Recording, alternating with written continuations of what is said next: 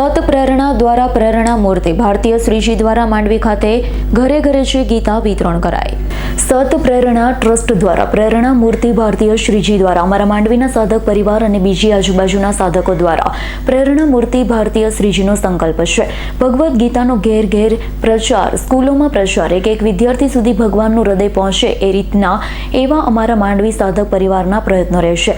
આજ રોજ આંબા પારડી આશ્રમ શાળા, કુમાર છાત્રાલય, કન્યા છાત્રાલય, માંડવી હાઈસ્કૂલ, VF સ્કૂલ, બધી સ્કૂલ મળીને 3000 થી 3500 છોકરાઓએ ભાગવદ્ ગીતા આપી શ્લોકોનું ઉચ્ચારણ કરવામાં આવ્યું. સાથે રામ નામની બુક પણ વેચાઈ છે.